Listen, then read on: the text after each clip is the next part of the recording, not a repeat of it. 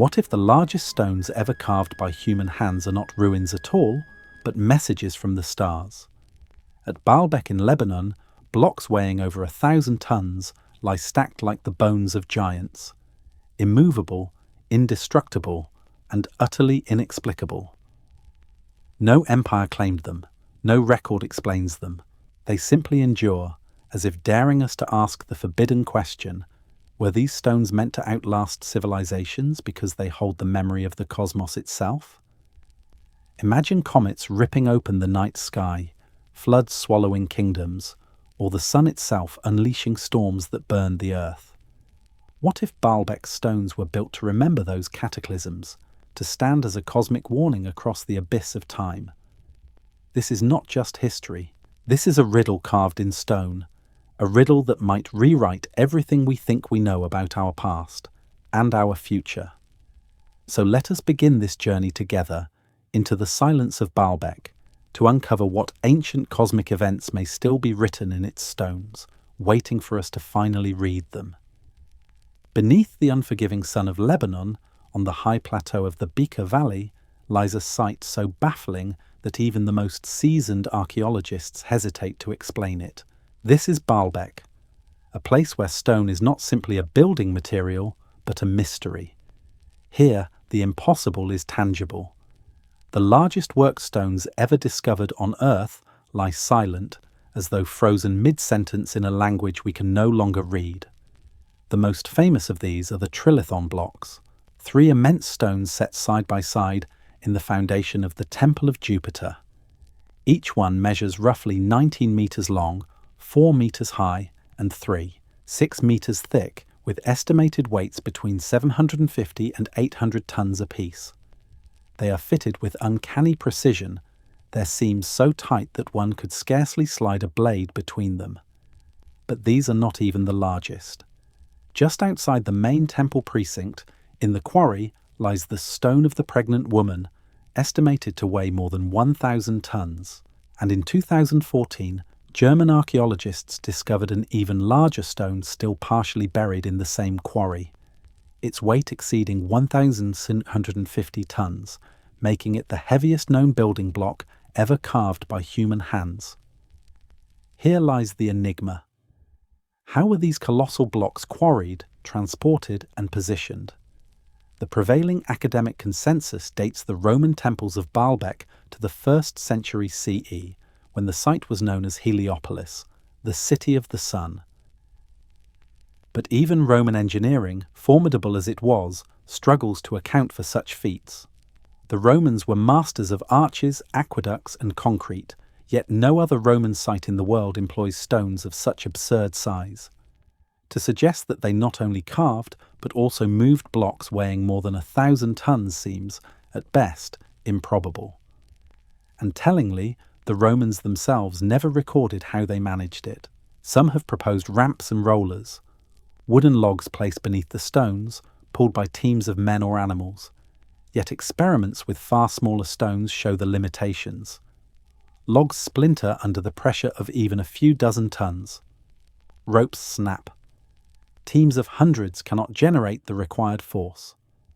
To move a stone of 1,000 tons across uneven terrain without steel machinery seems closer to fantasy than engineering. Others suggest lubrication with oil or sledges dragged over sand, methods used by the Egyptians with pyramid blocks of 2 to 3 tons. But scaling that up by a factor of 500 strains credibility. Modern cranes struggle with loads exceeding 500 tons. Only specialized industrial equipment of the last half-century could hope to lift the largest of Baalbek's blocks. So why would any builder choose stones of such scale, knowing they were nearly impossible to move? If the function were merely structural, smaller blocks could have achieved the same stability.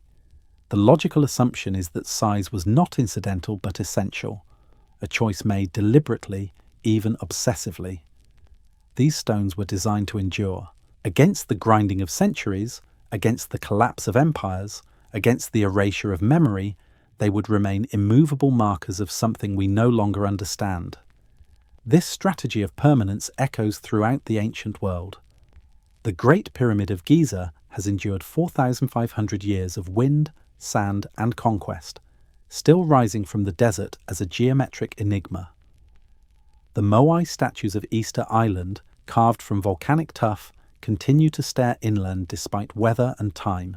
The megalithic walls of Sacsayhuaman in Peru have survived earthquakes that leveled Spanish buildings, their interlocking stones flexing like a living body. In each case, scale and precision functioned as a kind of insurance, a way of ensuring that the monument would outlive not only its builders, but memory itself. Balbeck pushes this principle to its extreme. No other known site on Earth features building blocks of such gargantuan size, deliberately cut and shaped for construction. The question then sharpens. If these stones were meant to endure, what knowledge or memory was considered so vital that only immovable rock could safeguard it? Some archaeologists suggest the answer may be mundane. The blocks were simply abandoned, overambitious projects of Roman ambition never completed. And yet the trilithon was not abandoned. Those blocks were successfully placed in the foundation, fitted so perfectly that they have survived seismic shifts in the valley for nearly 2,000 years. If it were merely a failed engineering stunt, why attempt it in the first place? Why not use smaller, more practical stones, as the Romans did everywhere else? One possibility is symbolic. The size itself may have been a statement, a declaration of divine or cosmic significance. In the ancient world, temples were not simply houses of gods, but models of the universe, reflections of cosmic order carved into stone. By raising stones that seemed to defy the limits of human ability, the builders may have sought to mirror the immensity of the heavens, to create a platform as eternal as the stars. Scientific imagery only deepens the wonder. Satellite views show Baalbek's massive terrace dominating the valley, aligned with mountain ranges that stretch toward the horizon. High-resolution scans reveal the precision of the cuts, surfaces so flat they rival modern machining. Digital reconstructions attempt to calculate the force required to shift the trilithon, estimating thousands of workers and elaborate engineering. Yet even these simulations admit the practical difficulties. The stones remain enigmas, heavy with unanswered questions. And here is the paradox. The more we study Baalbek's stones, the less they yield to explanation. Conventional archaeology insists on Roman engineering, but offers no record of the methods. Alternative theories point to lost knowledge, forgotten civilizations, or purposes beyond religion. All converge on a single truth. These stones are not ordinary. They defy our categories of architecture, technology, and history. Perhaps then we are wrong to see them as mere foundations. Perhaps their purpose was not to hold a temple above, but to hold a memory within. Their size, their permanence, their silence. All may be features of a message written not in letters but in matter. To stand before them is to sense not only the weight of stone, but the weight of knowledge. If these stones were built to endure, what are they enduring for? What truth did the builders carve into the bones of the earth, so immense it could never be erased?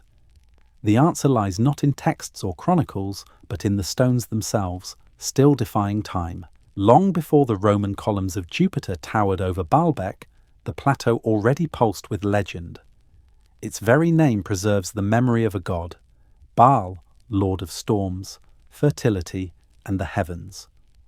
To the Canaanites and Phoenicians, Baal was not simply a figure of worship, but the rhythm of the sky itself, the bringer of rains, the wielder of thunder, the one whose battles against chaos ensured the return of seasons. Even in the language, Balbeck means city of Baal, a place where the god's presence was believed to dwell among stone and sky. But myths are rarely just stories for entertainment. They are maps of meaning, often encoding the fears and observations of ancient peoples. In Baal's thunder, we might hear not only the crash of storms, but the memory of cosmic forces. The imagery of lightning tearing open the heavens could easily echo the sight of comets or meteors streaking across the night sky. Terrifying, unpredictable visitors that brought destruction as often as wonder. In ancient thought, the boundary between weather and cosmos was thin. The same god who sent rain might also send fire from the heavens. Archaeology has uncovered traces of the earlier phases of Baalbek, long before the Romans renamed it Heliopolis, the city of the sun. Beneath the Roman terraces lie layers of stone that may date back to Phoenician or even pre-Phoenician cultures. These earlier inhabitants likely associated the site with the storm god Baal-Hadad, whose temples across the Levant often stood on high places to command both sky and valley. In Ugaritic texts from Ras Shamra, Baal is described as a god who rides the clouds and flashes forth lightning. It is not difficult to imagine the people of Baalbek watching celestial events unfold over the Bekaa Valley and interpreting them through the lens of this myth. And myths have a way of preserving extraordinary memories. The Canaanites and later the Israelites told of Nephilim, giant offspring of divine beings, whose strength exceeded mortal limits. Local folklore in Lebanon still connects Baalbek's foundation to giants, spirits, or angels. Such tales may sound fanciful, yet they reveal a persistent truth. For millennia, observers of these stones believed they were beyond ordinary human effort. To explain the impossible, people reached upward, to gods, to giants, to the sky. We find parallels in other cultures. In Egypt, the rising of the star Sirius was mythologized as the tears of Isis, heralding the Nile flood. In Mesopotamia, the planet Venus was personified as Inanna, or Ishtar, her cycles encoded in mythic journeys to the underworld. In Greece, Zeus hurled thunderbolts, symbols of cosmic power and upheaval. These stories are not just fanciful metaphors, they are narratives woven from the observation of the heavens. Myths were the bridge between human memory and cosmic events. Could Baalbek's association with Baal, storm god of the heavens, indicate a similar connection? Perhaps the site was not only a cult centre, but also a place where celestial events were observed, interpreted, and mythologized. The god enthroned in his temple may have represented not just weather, but the unpredictable fury of the cosmos itself. Scientific imagery helps us visualize this link. Astronomers using planetarium software can rewind the skies over Baalbek thousands of years, simulating how constellations would have appeared to ancient eyes. Some researchers propose that alignments in the region correspond with solstice sunrises or lunar extremes, phenomena that ancient peoples certainly noticed. If a comet or meteor shower blazed through the sky, it would have seemed like Baal himself hurling fire from the heavens. Myth, in this context, becomes less about invention and more about memory, a poetic record of real events. The persistence of Baal's cult reinforces this possibility. Even after the Romans absorbed the site, they did not erase the god entirely. Instead, they syncretized him, merging Baal with their own Jupiter and the sun god Helios. The Temple of Jupiter. Heliopolitanus rose directly above the megalithic foundation, as though the Romans themselves sensed continuity with the site's earlier sacred role. For them, the plateau was a place where sky and stone already converged. They simply adapted its meaning into their own cosmology. Consider, too, how myths of Baal often center on conflict. His battles with Yam, the god of the sea, or Mot, the god of death and drought. These struggles may represent not only agricultural cycles, but cosmic upheavals, floods, droughts, or even catastrophic events in the heavens. If Baal's myth encodes memory of cataclysms, then Balbeck, his city, may be the physical anchor of those stories, a site where stone became the medium for cosmic remembrance. What makes this possibility striking is that myths often survive where records do not. Scrolls burn, libraries crumble, but oral tradition endures. If Baalbek's earliest builders witnessed celestial upheavals, comets, eclipses, storms of fire, their myths would preserve the event long after details were forgotten. The stones themselves would then become the permanent stage, the physical chapter heading of those memories. And so Balbeck sits at a crossroads of myth and sky. Its very name binds it to the storm god, while its massive stones anchor myths of giants and gods. Its position on a plateau offers a commanding view of the heavens, as though the site itself was chosen to serve as both temple and observatory. Whether through story or through alignment, it ties the cycles of the sky to the permanence of stone. As the night deepens over the Bekaa Valley, one can almost imagine the ancients gathering here, watching the stars blaze into being above the colossal terrace, interpreting each sign as the voice of Baal. The myths survive, the stones endure, and together they whisper of a forgotten union between earth and cosmos. What then were those stones aligned to? If myths tell us that Baal was the storm and the sky, then perhaps the stones themselves once pointed to the very heavens he ruled, markers not only of worship but of memory. And in that convergence of myth and stone lies the first clue that Baalbek's megaliths may be more than ruins. They may be records of the sky itself. At dawn, when the first glow of the sun breaks over the mountains of Lebanon, the vast terrace of Baalbek is bathed in light. The shadows of its immense stones stretch long across the plateau, falling in ways that seem intentional, almost as if the blocks themselves were positioned to act as markers of the heavens. To a modern visitor, Balbeck may appear as a ruin. Broken columns, shattered temples, scattered foundations. Yet to the eyes of ancient builders, it may have been more than a platform for worship. It may have been a map, a clock, or even a mirror of the cosmos. Across the ancient world, the idea of aligning monuments with the sky was nearly universal. At Stonehenge in England, the great trilithons frame the rising sun at the summer solstice. At Nabta Playa, deep in the Egyptian desert, stone circles more than 7,000 years old align with Orion and the summer solstice sunrise, suggesting that pastoralists there were already tracking celestial cycles. At Angkor Wat in Cambodia, the central towers were deliberately designed to echo the arrangement of the constellation Draco, and the temple's orientation captures equinox sunrises. In Chichen Itza, the temple of Kukulkan creates the illusion of a serpent slithering down its staircase at equinox, blending astronomy with myth. If cultures oceans apart and separated by millennia could encode their monuments with astronomical knowledge, then it is plausible that Baalbek, with its staggering blocks, could have been intended as part of the same tradition, a place where the heavens were fixed in stone. Researchers have debated the possible alignments of Baalbek's terrace. Some suggest that the platform may once have been oriented to the solstices, with the sun rising at specific points on the horizon in midsummer and midwinter. Others have argued that lunar standstills, the extreme positions of the moon during its 18.6-year cycle, might have been observed here. These alignments are not trivial.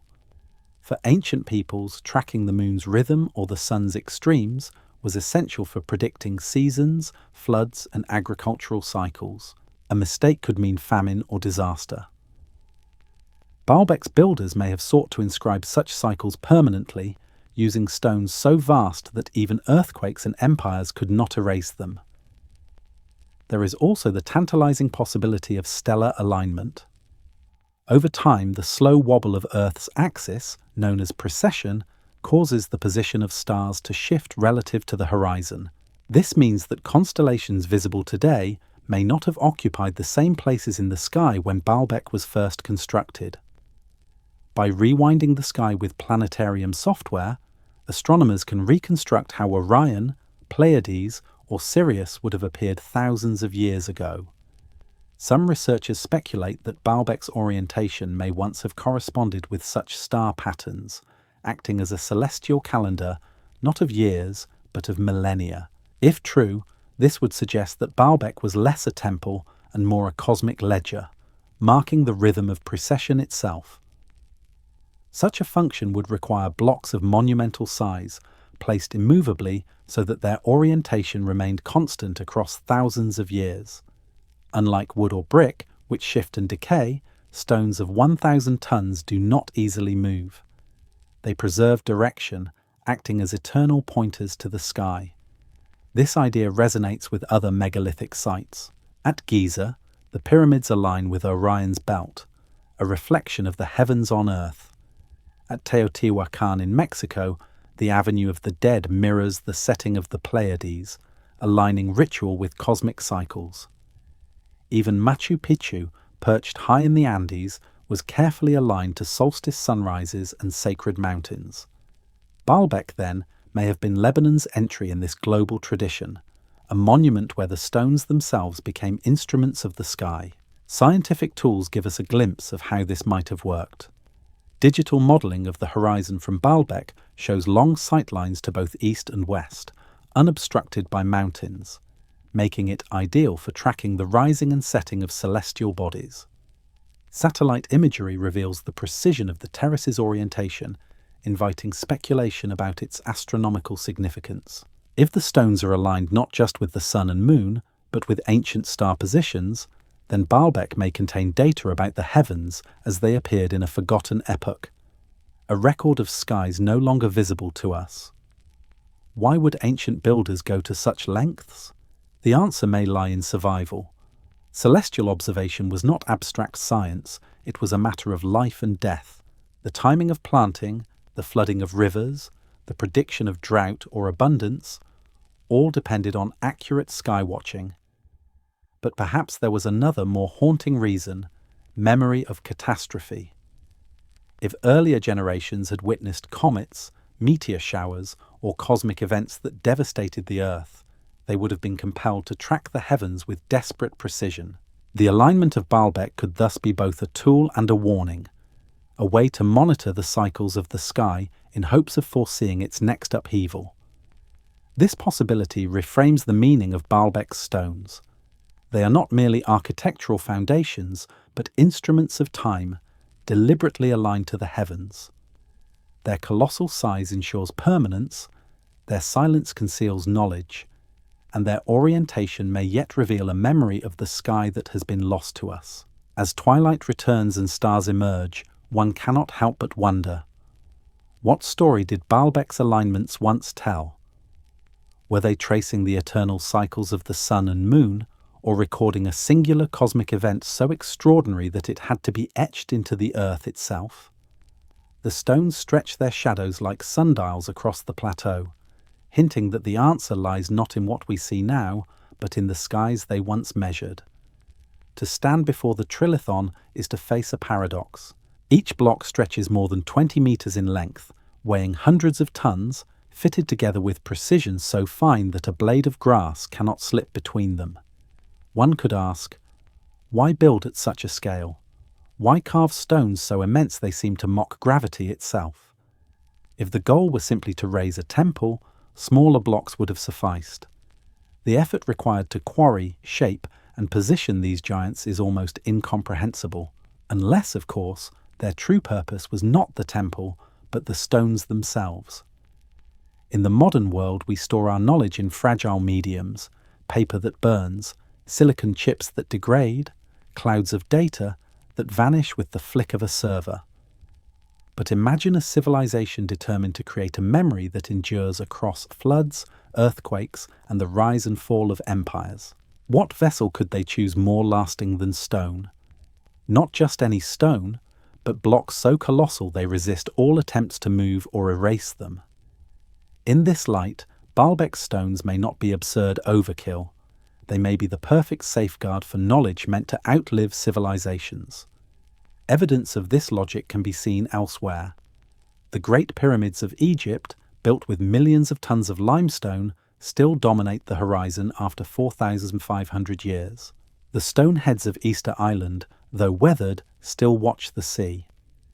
At Sacsayhuaman in Peru, walls of interlocking megaliths have survived earthquakes that leveled modern buildings. In each case, size and mass are not extravagances but strategies, a way of resisting both time and catastrophe. Could Baalbek be the ultimate expression of this principle? Blocks so large that they cannot be transported without destroying them, so heavy that even if an empire sought to dismantle the site, they would remain. The very immovability of the stones becomes their message. We are here, we will endure, and the knowledge we hold cannot be erased. But what knowledge might be hidden in their weight, their position, their scale? Perhaps their measurements encode a forgotten unit, a cosmic ratio meant to mirror cycles of the heavens. Perhaps the very dimensions of the platform, its length, width, and orientation, are a language of numbers, a message meant not for the builder's contemporaries, but for those who would come thousands of years later. If so, then Balbeck may not simply be architecture, it may be data, written in the only medium certain to survive deep time. The Romans who later raised columns and temples upon the platform may have had no idea what foundation they inherited. To them, the massive terrace was merely a convenient base. To us, it may be a riddle, evidence that the ancients, or those who came before them, understood that stone is not just a building material, but a vessel of knowledge, a weight that carries memory. And so, the question becomes, what memory were they so desperate to preserve? Was it the eternal rhythms of the sun and moon? Or was it something more fleeting yet more urgent, a cosmic upheaval, a catastrophe that scarred both heaven and earth? To answer, we must turn to the record of the cosmos itself, and the stories of cataclysms that civilizations sought never to forget. There are moments in Earth's history when the sky itself turned hostile, when what seemed eternal above betrayed the fragile world below. To imagine Balbeck as more than a foundation of stone is to imagine that its builders carried memories of such times, memories too immense to trust to fragile words. Across myth, geology, and archaeology, evidence gathers like storm clouds that humanity has endured cataclysms so vast they scarred both the land and the collective memory of civilizations. The most dramatic of these events is the Younger Dryas boundary, around 12,800 years ago. Geological records reveal layers of nanodiamonds, microspherules, and melt glass across continents. Debris formed under temperatures hotter than volcanic lava. These suggest a cosmic impact, perhaps a fragmenting comet that showered Earth with fire. In Greenland's ice cores, scientists have found spikes of platinum, a metal rare on Earth but common in meteorites. Almost overnight, global temperatures plunged, ice surged forward again, and megafauna, mammoths, saber-toothed cats, giant sloths, vanished. Human cultures, from the Clovis in North America to foragers in Europe, collapsed in tandem. What myths call the Great Flood, or the fire from the sky, may well be poetic memories of this very catastrophe. Such events are not confined to the distant past. The Tunguska explosion in 1908 flattened 2,000 square kilometers of Siberian forest. No crater remains, only the eerie signature of trees knocked flat in radial patterns, as though by the hand of an invisible god. In 2013, the Chelyabinsk meteor reminded us of the sky's fragility once more, its shockwave shattering windows across a city of 1 million people.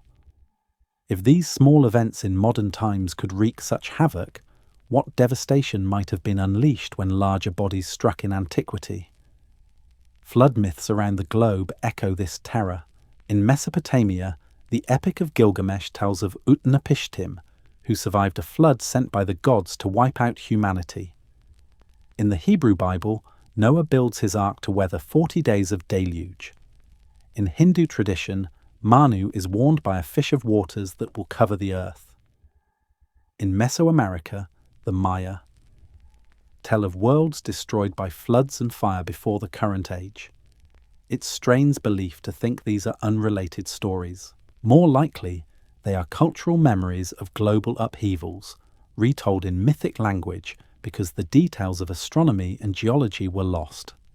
Baalbek, associated with Baal the storm god, may itself be the architectural echo of such memories, a platform not only for worship, but for remembrance of the sky's wrath. Scientific imagery offers stark confirmation. Satellite surveys of the Yucatan Peninsula show the 180-kilometre-wide scar of the Chicxulub crater, where an asteroid ended the reign of the dinosaurs 65 million years ago. Closer in time, Greenland hides a 31-kilometre-wide impact crater beneath its ice, dated to the last ice age. If our planet has suffered such events repeatedly, then ancient peoples may well have looked upward with dread, watching for signs that catastrophe would return. To track those signs, they needed markers that would endure. At Baalbek, colossal stones could have served precisely this role: a fixed observatory, immune to flood, fire, or the erasure of empire. The choice of stone as memory makes sense in this context. Scrolls burn, oral tradition fades, but stone, especially stone heavier than mountains, survives. Imagine a culture scarred by celestial fire, determined that such trauma should not be forgotten. They may have chosen to inscribe their warning in mass itself. Immovable blocks aligned to the cycles of the heavens, preserving both the terror and the lesson. The silence of Baalbek's stones may thus be less emptiness than testimony, speaking not in words but in endurance. What is striking is how these cataclysms unify disciplines. Myth tells us of floods and fire. Geology reveals evidence of impact and climate collapse. Archaeology uncovers sudden cultural shifts, unexplained abandonments, mysterious resets of civilization. Together they form a chorus suggesting that humanity has lived through more than one apocalypse. If Balbeck is part of this chorus, then it is not a temple ruin but a monument to survival, a reminder in stone of what the heavens are capable of. Consider also the psychology of memory. Trauma sears itself into story. Survivors of disaster do not merely recount, they mythologize, giving shape to chaos through gods and monsters. Baal, hurling lightning from the sky, may embody not just storms but meteors or solar flares. The Nephilim, giants said to walk the earth, may symbolize civilizations erased by catastrophe, their traces too large to ignore, but too mysterious to explain. The myths that cling to Baalbek, of giants, angels, or gods building its stones, may themselves be coded ways of remembering cosmic cataclysms that reshape the world. As modern science refines its tools, the echoes grow sharper. Ice core data reveals sudden spikes of nitrate, suggesting solar flares strong enough to scorch Earth's atmosphere. Tree rings show years of failed growth, hinting at volcanic winters or cosmic dust veils blocking the sun. Geological surveys map ancient tsunami deposits high above current sea levels, evidence of floods beyond any ordinary storm. Each fragment adds weight to the idea that cataclysm is not exception but pattern, a cycle repeating across ages. If so, then Baalbek's megaliths may be more than inert stone. They may be markers of this cycle, silent reminders that what happened before can happen again.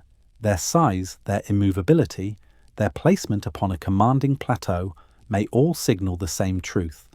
Remember the sky, for it has destroyed the world before, and it can again. And yet, as we stand before them, the stones do not shout. They endure in silence, massive and unmoving, like sentinels guarding a secret. To most visitors, they are ruins of a forgotten temple. But to those who look deeper, they are warnings encoded in mass, memory carved into the bones of the earth. The question is no longer whether cataclysms occurred. The geological record proves they did. The question is whether Baalbek's stones were meant to preserve this knowledge, to carry across millennia a message humanity was never meant to forget.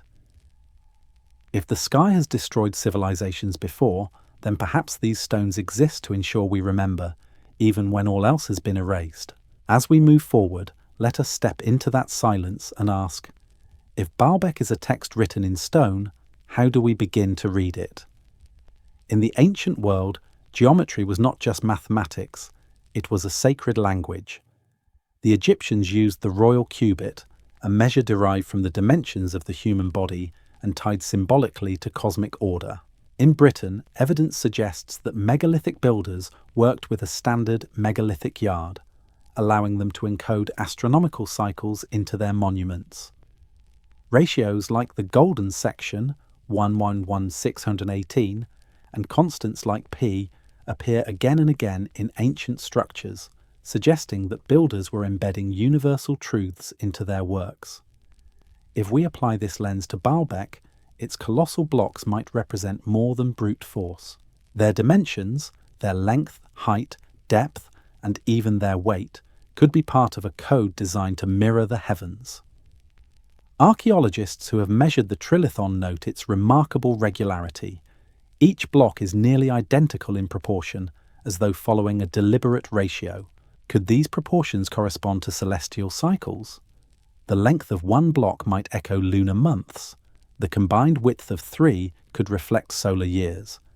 The ratio of height to width might encode the precession of the equinoxes, that slow, 26,000-year wobble of Earth's axis.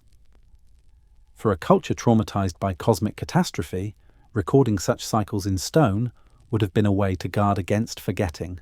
Even if myths were lost, the proportions would endure, waiting for future generations to decipher them. Modern technology gives us tools the ancients lacked, but perhaps with which they would have agreed. Laser scanning and 3D modelling of Balbeck reveal precision beyond what is visible to the naked eye. Satellite imagery places the platform's orientation in dialogue with the wider landscape, hinting at long sightlines that may have once framed solar or stellar events. Computer simulations can now rewind the skies, allowing us to see how stars appeared over Baalbek thousands of years ago. Some researchers suggest alignments with Orion, others with the Pleiades, both constellations tied globally to myths of catastrophe and rebirth. If these alignments are intentional, then Baalbek may be a kind of astronomical manuscript, its words written in stone and sky together. The unfinished stones in the quarry deepen the riddle. Why cut blocks larger than any known crane could move, even today? One explanation is that the builders were experimenting, testing dimensions, playing with ratios, as a scribe tests ink on parchment. Another is that the stones were left deliberately, not abandoned, but placed as markers in the quarry itself. Their sheer immensity may have been meant to show scale, to demonstrate permanence, or to encode numbers through their measurements alone. In this sense, the quarry is part of the book, not just the workshop. Reading the stones also means listening for their resonance. Recent studies at other megalithic sites have revealed acoustic properties built into stone arrangements. The hypogem of Malta amplifies sound at specific frequencies, producing vibrations that affect human perception. The chambers of the Great Pyramid resonate at 432 Hz, a frequency linked to harmony and mathematics. Could Baalbek's massive terrace have been designed not only as a visual alignment, but as an acoustic one, a platform that vibrated with chants or drums, embodying cosmic rhythms in sound as well as sight? If so, then the stones themselves would have spoken to those who knew how to awaken them. One of the most haunting aspects of this possibility is its intentional ambiguity. To us, Baalbek's stones appear silent, but to their builders, they may have been legible, their alignments, proportions, and vibrations forming a system of communication. The builders may have known that their words, their languages, their myths would all vanish. But by writing in stone, they created a message designed to survive resets of civilization. It was not meant to be easily read, perhaps not even meant for their immediate descendants. It was meant for anyone in any age who had the patience and imagination to decode it. The challenge, of course, is interpretation. Without a Rosetta Stone for megalithic code, we can only speculate. Some argue for astronomy, others for mathematics, others for ritual. But the very fact that Balbeck provokes these interpretations may be the point. It compels us to think beyond conventional narratives, to consider that history is deeper, more cyclical, more fragile than we are taught. The stones become questions carved in granite. What cycles were they tracking? What disasters were they recording? What cosmic rhythms were they desperate for us to remember? And perhaps the act of reading is itself the key. By engaging with the stones, by measuring them, aligning them, imagining their sound and function, we become part of the same cycle the builders once joined. We do not merely study the past, we re-enter the conversation across millennia, one carved in silence but still alive. The quarry lies quiet now, its giants half buried, its secrets unspoken. Yet to those who walk among them, the sensation is unmistakable. These are not accidents, not remnants of failed ambition. They are words in a language we have not yet relearned, and until we do, the stones will continue to wait, enduring, immovable, daring us to remember how to read them. What if the stones of Baalbek are not Roman at all? What if they are far older, the work of a civilization whose very name has been erased? To stand before the trilithon is to stand in silence, not because the stones do not speak, but because history has lost the language to understand them. No empire claimed them, no chronicle records their construction. They simply exist, mute survivors of a time that may predate every civilization we recognize. This silence itself becomes the most provocative evidence. Perhaps Baalbek is not a ruin of Rome, but an echo of something far more ancient. We are not without parallels. Across the globe, megalithic monuments point to builders we cannot name. At Göbekli Tepe in Turkey, 12,000-year-old pillars carved with animals and abstract symbols stand as the oldest known temple complex, built thousands of years before Sumer or Egypt. Its very existence forces us to rethink the origins of civilization, suggesting organized religion and monumental construction arose at the end of the Ice Age, not long after the Younger Dryas cataclysm. In Peru, at Pumapunku, massive andesite blocks cut with machine-like precision lie scattered as though toppled by some great upheaval. At Sacsayhuaman, interlocking walls of stones weighing over 100 tons fit together like a puzzle, immune to earthquakes. Each site whispers of techniques and intentions that exceed the explanations offered by conventional archaeology. Balbeck belongs to this family of enigmas, but it exceeds them in scale. The trilithon blocks dwarf those of Sacsayhuaman, Göbekli Tepe, and even the Great Pyramid's largest stones. If these others are accepted as evidence of sophisticated early cultures, why should Baalbek not also be seen as the legacy of a lost civilization? One powerful enough to move mountains, one desperate enough to inscribe memory into indestructible stone. Myths echo this suspicion. In Lebanon, legends claim giants built Baalbek before the flood. Biblical lore speaks of the Nephilim, beings of immense size and strength, born of unions between the sons of God and daughters of men. In Mesopotamia, Apkallu sages emerged from the sea to teach humanity the arts of civilization, only to vanish again. In the Andes, Viracocha's servants, giant stonemasons, raised walls before disappearing into the waters. The details differ, but the theme is constant. Humanity remembers builders who were greater than human, whether in size, skill, or knowledge. These giants may not have been literal in stature, but civilizations whose achievements loomed large enough to survive as legend even when their names were lost. Modern science has uncovered more material traces that fuel these echoes. Under the jungles of Guatemala, LiDAR scanning has revealed sprawling cities of the Maya, hidden for centuries beneath trees and soil. Off the coast of Japan, the Yonaguni Monument rises from the sea floor, with terraces and steps that some believe are man-made, drowned after the last ice age. Beneath the waters of India's Gulf of Cambay, sonar mapping has detected structures resembling streets and walls, dated by artifacts to nearly 9,000 years ago. Each discovery hints that human civilizations have risen and fallen more times than history books admit. If this is true, then Balbeck may be a relic of one such forgotten cycle, preserved not by accident, but by design. The hook emerges here, sharp and unsettling. If Balbeck is indeed the remnant of a lost civilization, then our timeline of history is broken. We are not the first to build on this scale. We are not the first to measure the sky in stone. We may not even be the first to fear that the heavens could erase all that we create. The silence of Balbeck becomes less a mystery and more a challenge.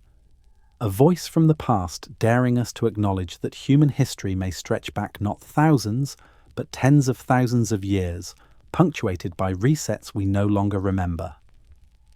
Scientific imagery drives this possibility further.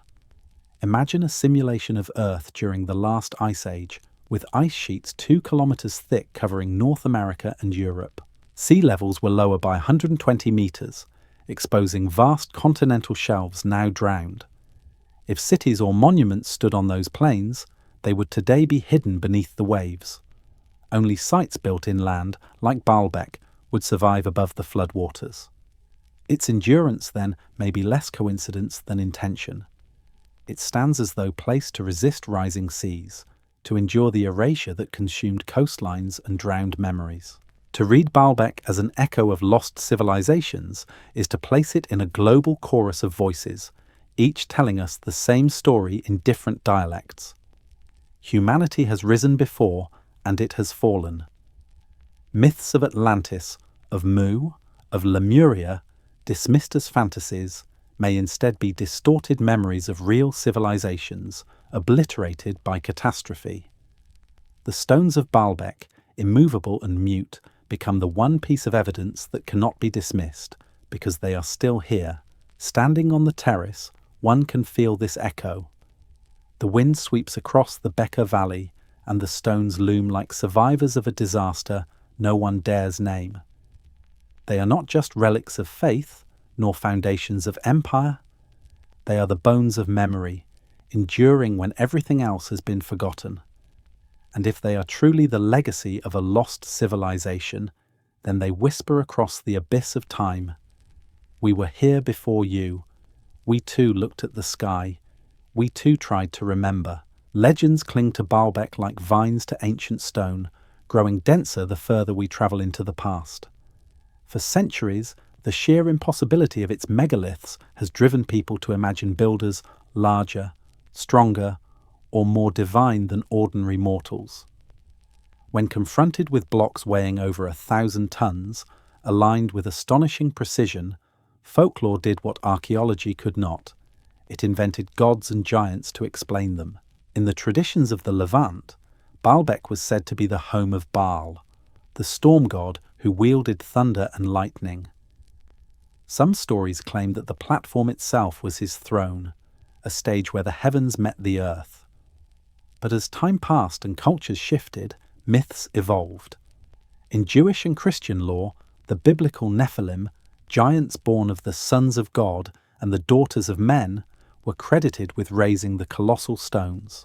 According to the Book of Enoch, these beings not only towered in stature, but also imparted forbidden knowledge to humanity, teaching astronomy, metallurgy, and arts that blurred the line between divine gift and cosmic curse. Their punishment, legend says, came in the form of the Great Flood, which wiped their traces from the earth. But perhaps Baalbek is one of the places where their memory, if not their bodies, survived. Islamic folklore, too, preserves the connection. Stories tell of King Solomon summoning jinn, powerful beings of smokeless fire, to build palaces and temples. Some traditions hold that Baalbek's megaliths were placed there by these spirits, commanded by Solomon's ring. To the medieval imagination, it was easier to believe in supernatural labourers than to imagine that human hands could achieve such feats. The fact that these stories persisted for centuries suggests that even then, the stones of Baalbek were considered beyond ordinary explanation. Comparisons with other cultures reveal strikingly similar motifs. In Greece, the Cyclopes were credited with constructing massive fortifications like the walls of Mycenae and Tiryns, their masonry so large it was deemed Cyclopean. In the Andes, legends told of Viracocha's helpers, giant stonemasons who built walls before vanishing into the sea. In Mesopotamia, the Apkallu, semi-divine sages, rose from the waters to instruct humanity before retreating into myth.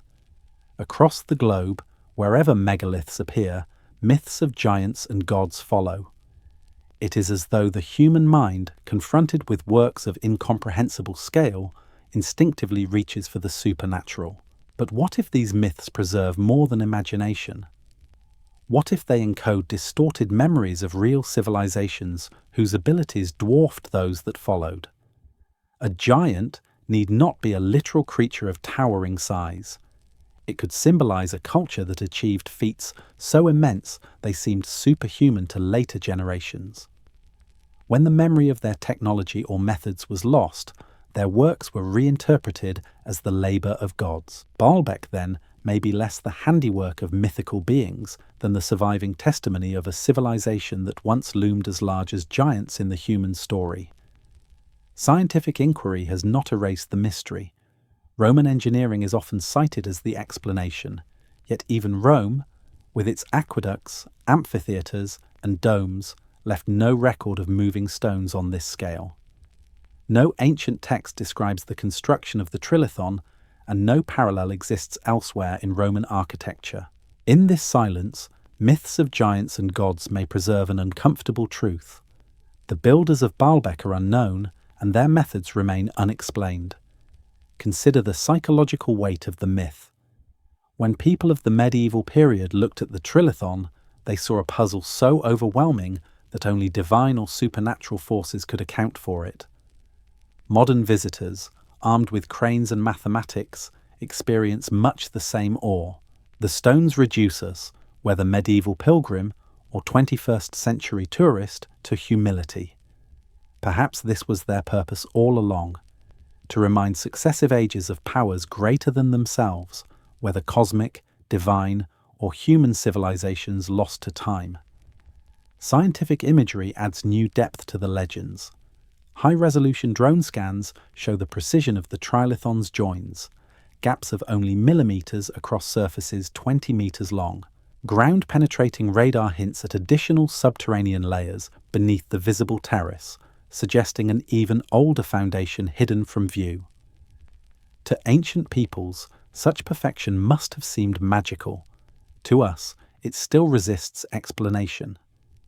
The mythology of gods and giants may simply be humanity's way of grappling with the unknown, turning incomprehensible engineering into stories that could be told by firelight. And yet, those stories persist with uncanny consistency. Giants, gods, jinn, sages, spirits, different names, but always the same theme. The stones were too great for ordinary men. This universal pattern invites us to consider whether myth and history overlap more than we allow. What if Baalbek is not only a monument of stone, but also a monument of memory, preserving, through legend, a truth that could not be otherwise explained? As the sun dips low over the Becker Valley, the megaliths loom with an otherworldly presence. They seem less like foundations and more like survivors, their silence echoing with voices of builders no one remembers. Whether gods, giants, or forgotten civilizations, the effect is the same. The stones whisper of powers greater than ours, forces that shaped both myth and masonry. They remind us that history is not only written in texts, but in imagination. And sometimes imagination is the only tool left to explain what endures when memory has failed.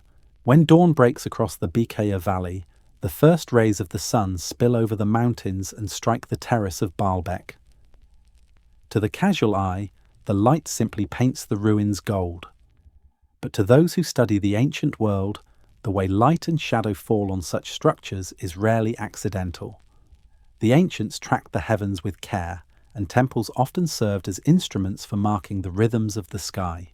At Balbeck, the possibility lingers that the stones were aligned not only to honor a god, but to capture the movements of the sun itself, encoding a solar signature meant to endure across ages. The sun has always been humanity's most consistent clock. The solstices divide the year into extremes of light and darkness. The equinoxes balance day and night in perfect symmetry. Ancient people the world over built their monuments to mark these turning points.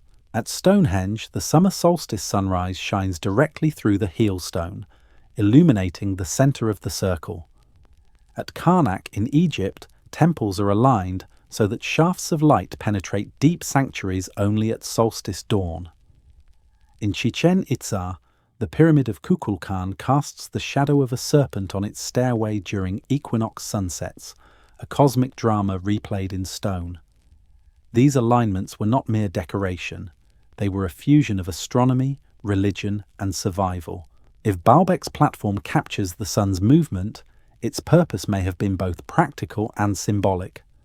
Practically, aligning to solstices and equinoxes would allow its builders to track seasons, crucial for agriculture in the fertile but unpredictable Beek-el-A Valley. Symbolically, aligning stones weighing hundreds of tons with the sun would link the immensity of Earth to the eternal fire of heaven, making the site a literal meeting place of stone and star.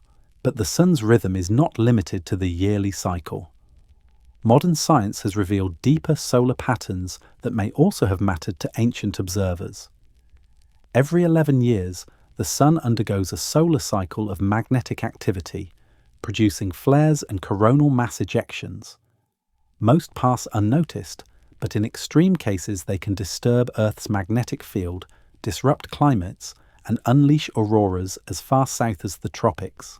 Evidence from ice cores and tree rings shows that ancient societies may indeed have lived through powerful solar storms. The so-called Miyake events, spikes of cosmic radiation dated to 775 and 994 CE, are now recognized as solar outbursts far beyond anything in the modern record. If such events occurred in deeper antiquity, they may have scarred human memory as myths of angry suns or fire raining from the sky. This raises the possibility that Baalbek's solar alignment was not just about agriculture, but about catastrophe. The terrace may have been designed to track not only ordinary sunrises, but also anomalies, the times when the sun's fury seemed to grow, when the heavens threatened to scorch rather than sustain. A culture that had survived one such event would have every reason to mark the sun's behavior with obsessive precision, encoding its rhythms in stones that could not be lost. Scientific imagery reinforces this idea. Digital modelling of Baalbek's horizon shows clear lines to solstitial sunrise points unobstructed by mountains. Archaeologists using 3D scans note that the platform's long axis aligns closely to east and west, suggestive of solar intent. Planetarium software allows us to rewind the sky to 2,000 or even 5,000 years ago, simulating how the sun rose over Baalbek stones in different eras. The consistency of solar movement across millennia means that alignments, once set, could serve as eternal markers, far outlasting the builders themselves. We must also remember the symbolic role of the sun in ancient religions. For the Egyptians, Ra was the supreme deity, sailing his solar bark across the sky each day and into the underworld each night. In Mesopotamia, Shamash was the god of justice, his all-seeing eye embodied by the sun's unblinking gaze. In Rome, Sol Invictus, the unconquered sun, became an emblem of eternal power, worshipped at solstices and eventually linked to Christianity's calendar. By aligning Baalbek with the sun, its builders were not just practicing astronomy. They were binding their monument to the greatest symbol of divinity known to humanity. The immensity of the stones themselves reinforces this solar symbolism. To mirror the eternal sun, they chose blocks so large that they too seemed eternal, immune to time. A stone weighing 1,000 tons will not shift with earthquakes or decay with centuries. Just as the sun rises unfailingly, so too would these blocks remain fixed, ensuring that the solar alignments would endure long after the builders had gone. In this sense, the stones became more than foundations. They became witnesses, standing in silent symmetry with the daily rebirth of the sun. There is also the question of cycles beyond human comprehension. Precession, the slow wobble of Earth's axis over 26,000 years, gradually alters the position of solstitial sunrises on the horizon. A structure like Balbeck, aligned to these points, could serve as a marker not only of years or centuries, but of cosmic ages. Perhaps the builders were not content to track a single lifetime or dynasty. Perhaps they sought to measure epochs, using stone to follow the slow dance of heaven across millennia. This thought reshapes our perception of Baalbek. It is no longer merely a ruin or a foundation. It becomes a solar instrument, a bridge between human time and cosmic time. Its terrace is both a stage for ritual and a clock for the sky. Its stones are not mute, but calibrated, aligned to fire above and Earth below. As the sun sets once more over the valley, its light painting the trilithon in bronze, the question lingers. Were these alignments simply practical tools for farmers and priests? Or were they a record of something greater? A memory of solar fury? A warning carved in permanence? The answer may be lost, but the stones remain, immovable markers of a cosmic rhythm we are only beginning to rediscover. The sky has never been as unchanging as it looks on a calm night.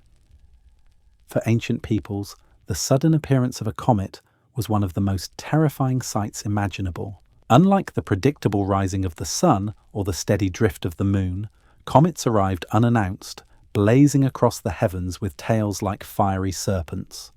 To farmers, priests, and kings, they were not just astronomical curiosities, they were omens, messages written in light, harbingers of upheaval. What if Baalbek's stones were positioned not merely to track the regular cycles of sun and moon, but to remember these unpredictable intruders? Could the megaliths be silent warnings, fixed on the earth to recall moments when the sky itself turned against humanity? The historical record gives weight to such fears.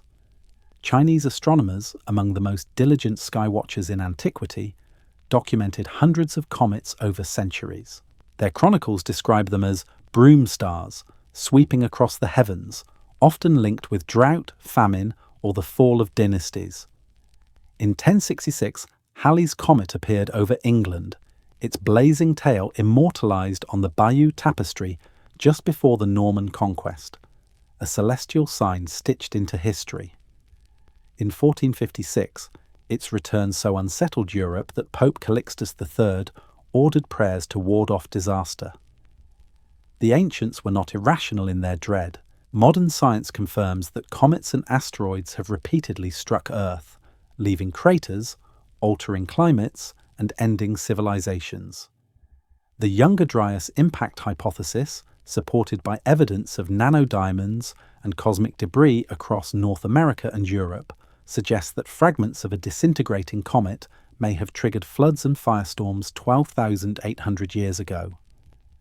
Such an event would have seared itself into human memory. Survivors, unable to explain the science of impacts, may have encoded the trauma as myths of gods hurling fire, of dragons blazing through the sky, of floods washing the world clean. And perhaps at Balbeck they did more than tell stories. Perhaps they carved the memory into stone, aligning the platform toward horizons where danger once appeared. This possibility is not unique to Balbeck. At Göbekli Tepe, carvings of animals on Pillar 43 have been interpreted by some researchers as a star chart depicting a comet strike, potentially linked to the Younger Dryas. In Mesoamerica, Aztec myths speak of suns destroyed by fire and flood, cycles of creation and destruction tied to celestial events. In India, the fiery discus of Vishnu may recall cosmic intruders. Again and again, myths across continents speak of fire from the sky, metaphors perhaps for the same reality. The heavens once fell, and humanity has never forgotten. If Baalbek's stones align with such events, they may serve as markers not only of what happened, but of what may happen again.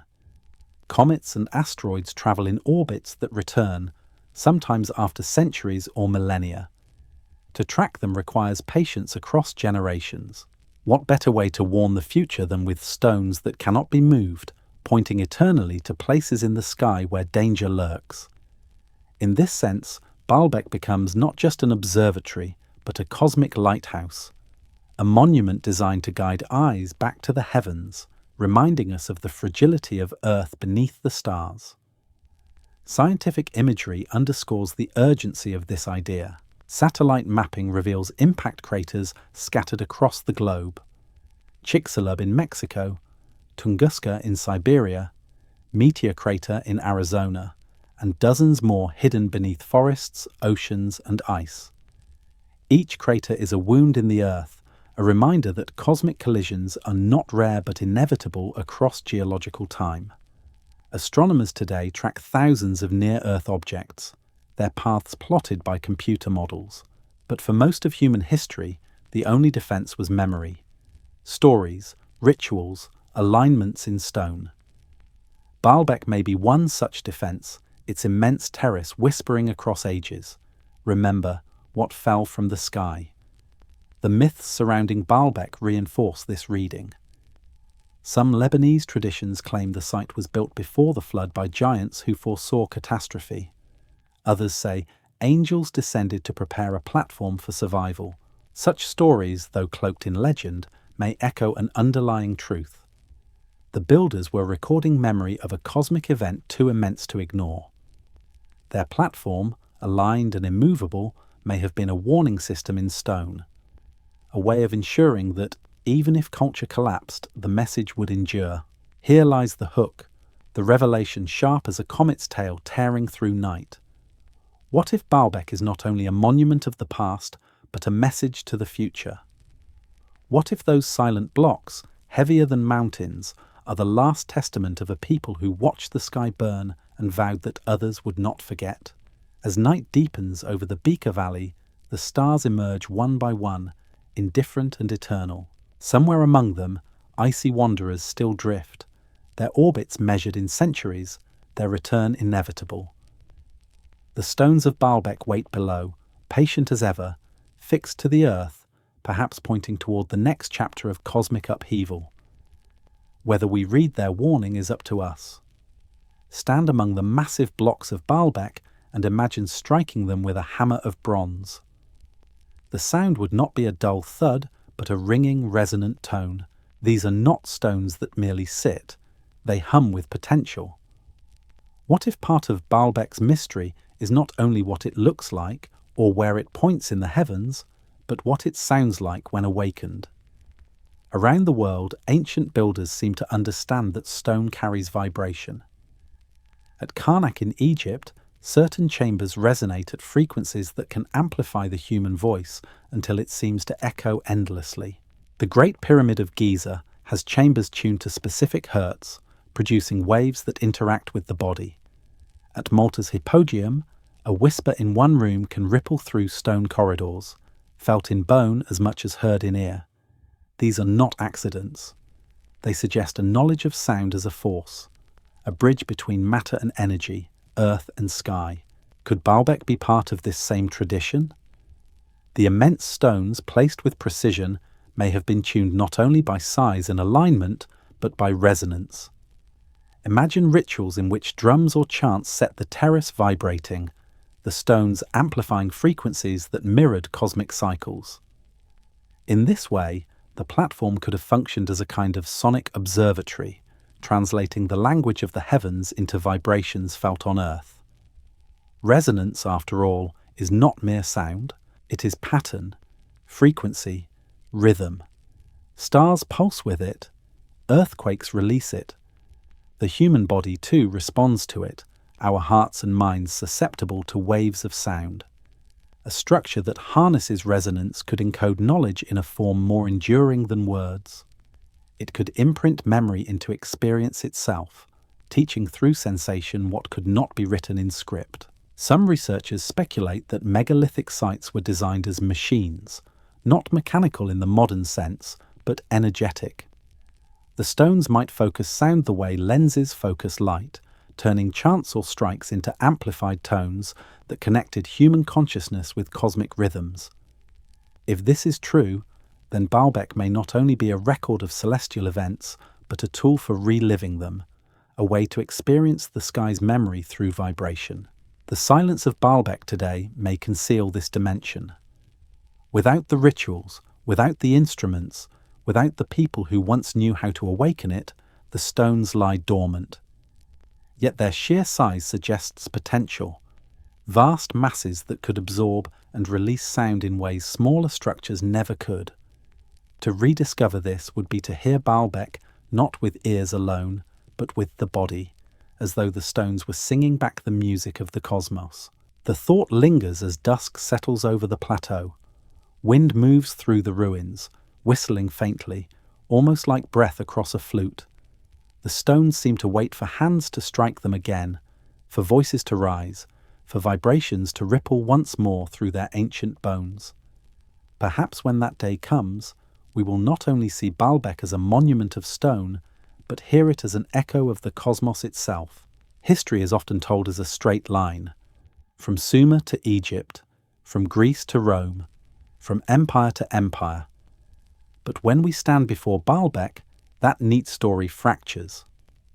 The stones at its base, the trilithon blocks and their still greater cousins in the quarry, have no inscription, no date, no emperor's boast. The Romans built magnificent temples above them, yes, but they left no record of quarrying or moving the foundations. In fact, nowhere else in the Roman world did they attempt anything comparable. This silence, this absence of authorship, is as striking as the stones themselves. It is as though the memory of their true builders was deliberately erased, a legacy cut from history, leaving only mute stone behind. We see this pattern elsewhere. The Great Sphinx of Giza, eroded by wind and water, may predate the dynasties of Egypt, yet no hieroglyphs explain its construction. Göbekli Tepe, deliberately buried around 8000 BCE, concealed its intricate pillars for thousands of years, as if its builders did not want future generations to know.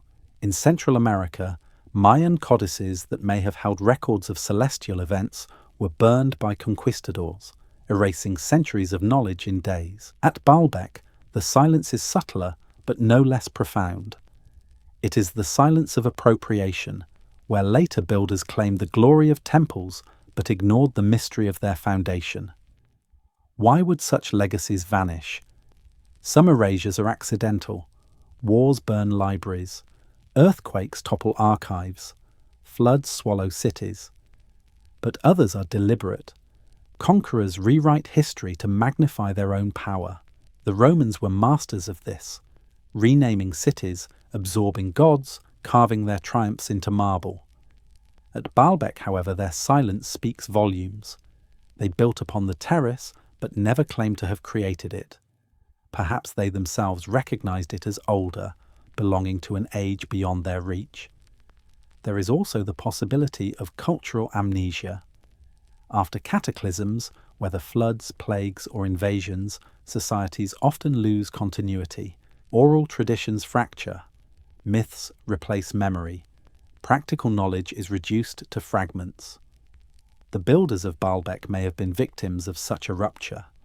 Their story, once told in songs or carved on tablets, may have been wiped away by disaster, leaving only the stones as evidence. The Romans, inheriting the site centuries later, may have seen the terrace as convenient but enigmatic, a puzzle better left unexamined. Scientific evidence supports this idea of disruption. Archaeologists using ground-penetrating radar have found multiple layers beneath Baalbek, suggesting phases of construction far older than the Roman temples. Pottery shards and foundations in the lower strata hint at Phoenician or even pre-Phoenician occupation.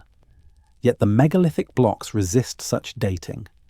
Without inscriptions, carbon samples, or direct context, they float outside the known timeline, belonging to no culture we can securely identify. This temporal isolation, stones without history, is itself a form of erasure, and so we are left with myths to fill the void.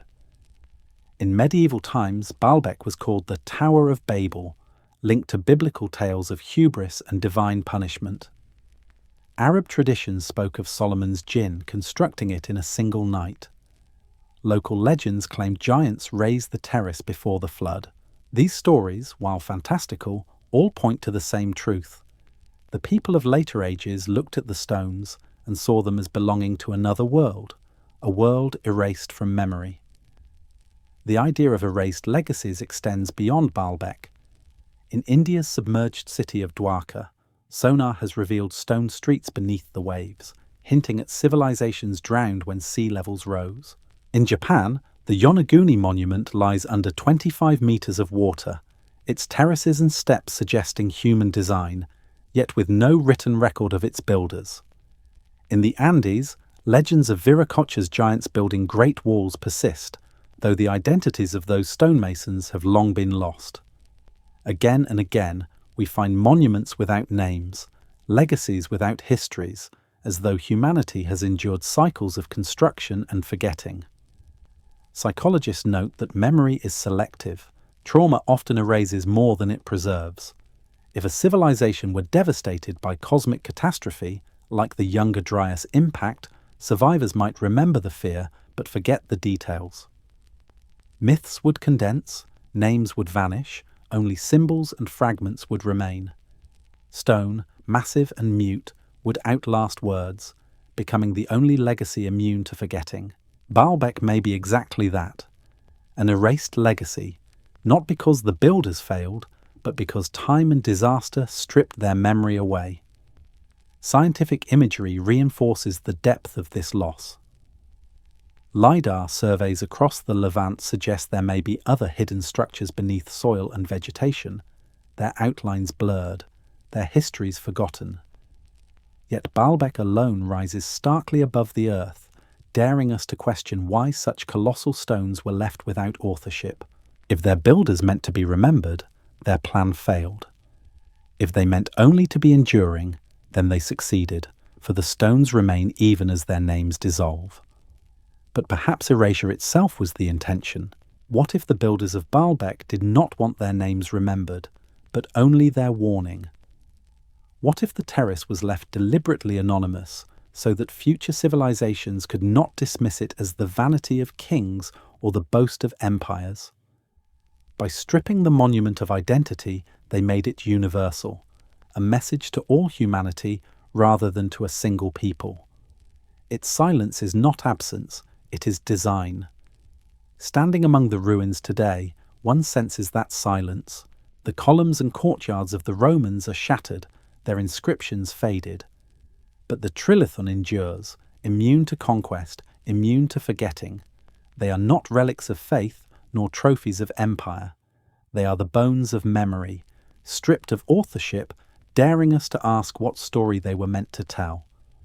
And if Baalbek is an erased legacy, then its message is all the more haunting.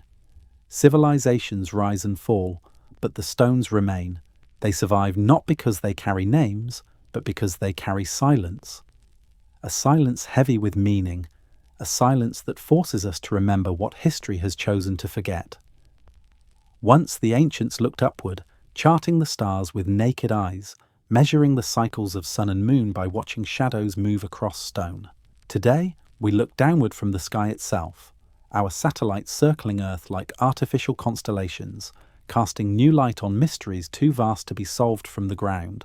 For the first time in history, we have tools capable of revealing what the builders of Baalbek may have intended, even if their knowledge has been erased. The age of satellites allows us to ask again, was Baalbek merely a temple platform, or was it a cosmic ledger waiting for us to rediscover its meaning? From orbit, Baalbek reveals a geometry invisible at ground level. Aerial photography shows the platform's precise orientation to cardinal directions, its massive terrace dominating the Bikea Valley like a compass etched into earth. Digital overlays compare Baalbek's axis with solstitial sunrise and sunset lines, hinting at alignments more deliberate than coincidence. Researchers use planetarium software to rewind the heavens, simulating skies from 2,000, 5,000, or even 10,000 years ago. These reconstructions suggest that constellations such as Orion or the Pleiades may once have risen or set along the same lines marked by the stones. If true, Baalbek becomes less a ruin of Rome and more a time capsule of ancient astronomy, recording not only cycles of years, but shifts of cosmic ages. Remote sensing technologies deepen this picture.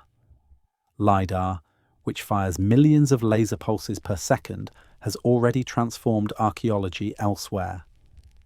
In Cambodia, it revealed Angkor's hidden city grid beneath jungle canopy. In Central America, it uncovered vast networks of Mayan causeways and plazas. In the Andes, it traced terraces and temples obscured by centuries of erosion. Applied to Balbeck, LiDAR could map subsurface layers, identifying buried walls or forgotten terraces beneath the Roman constructions. Preliminary scans hint that the visible platform may be only the crown of a deeper complex, with older strata hidden beneath, awaiting discovery.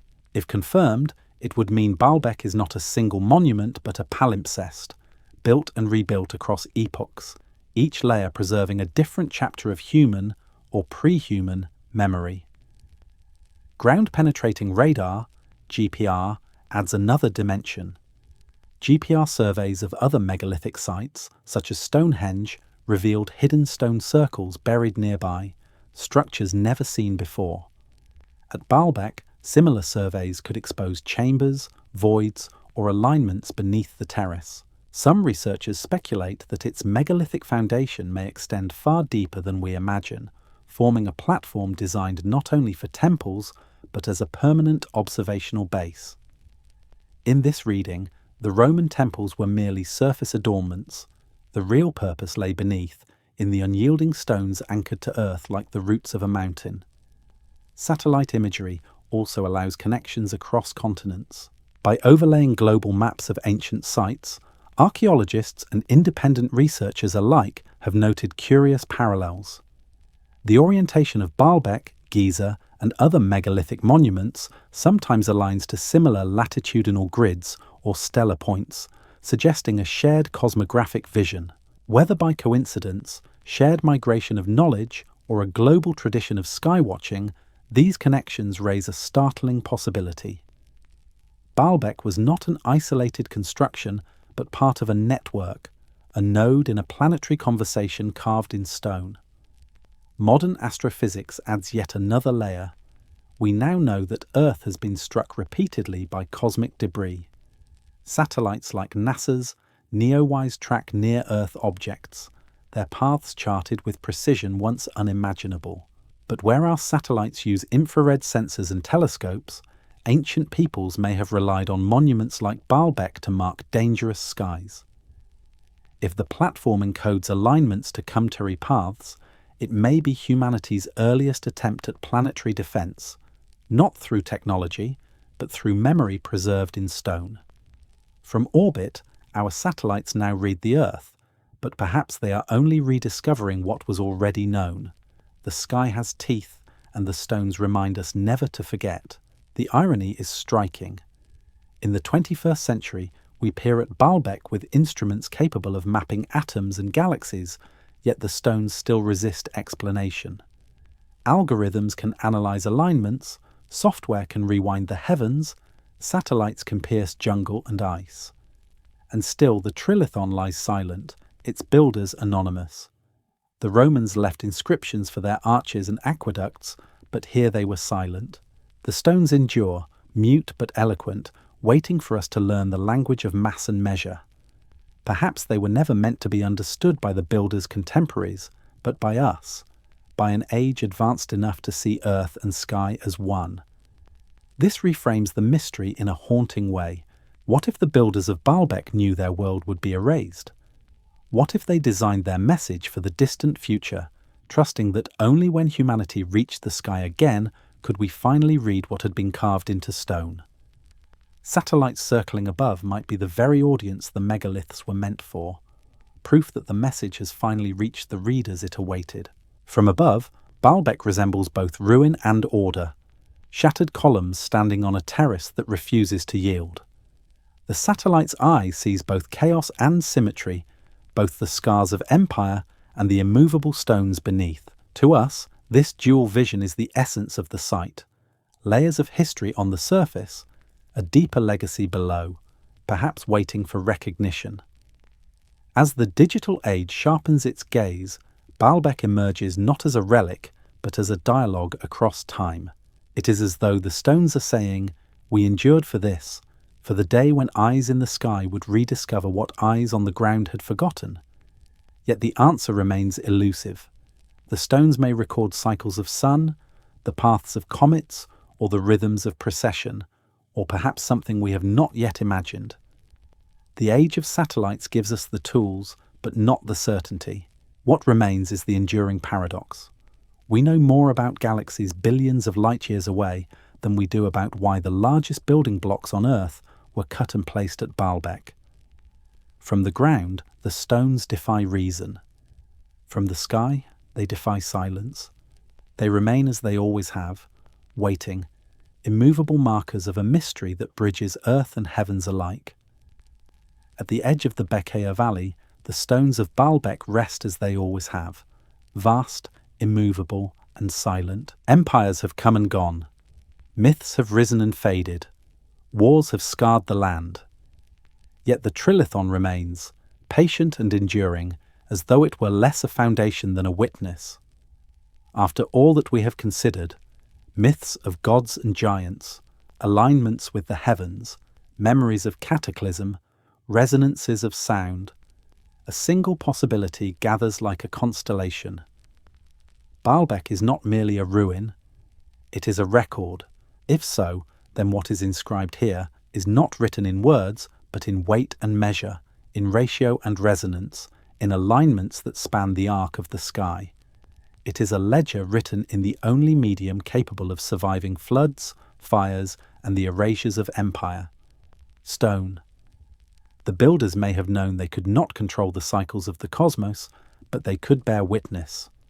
And so they left us this ledger, not to prevent disaster, but to remind us it has happened before, and may happen again. The idea of a cosmic ledger transforms Baalbek from an anomaly into a testimony. It suggests that civilization is not linear, but cyclical, that humanity has risen, fallen, and risen again, each time leaving behind faint traces, myths, fragments, megaliths, for the future to rediscover. Balbeck may be one such trace, a page in a book we did not know we were reading. In this perspective, every block is both silent and eloquent. They speak not of kings or empires, but of time itself. Time folded, erased, reset, and yet somehow remembered. Their immensity is not vanity, but humility, an acknowledgement that only by carving into the bones of the earth could memory survive. As the sun sets over the terrace, the last light washes the stones in gold. Their shadows stretch long across the valley, pointing not to temples or altars, but to the horizon where stars begin to appear. It is as if the stones are still at work, aligning themselves with the heavens, still fulfilling their role as markers of the cosmic dance. And here, at the end, the circle closes. In part 1, we began with the question, why carve stones so vast that even time itself struggles to erase them? Now the answer emerges, not as certainty, but as a whisper. Because the stones are not just foundations, they are memory, they are warning, they are the ledger of the cosmos, carved for those with eyes to see. Perhaps one day, with satellites above, algorithms at hand, and myths re-examined, we will decipher the ledger fully. Or perhaps it is not meant to be deciphered, but only to remind us of humility before the cycles of earth and sky. As you listen tonight, imagine those stones glowing faintly in the dark, whispering across millennia, asking us to remember. If these mysteries stir something within you, if you feel the weight of forgotten time, consider joining this journey by subscribing, so that together we might continue listening to the voices carved in silence. For in the end, Balbeck offers no final answer, only an open question. A question written in stone, waiting for those who dare to read the stars through ruins. Where are you listening from tonight, and what hour finds you in this mystery? Share your moment below. Every voice adds to the ledger we are writing together.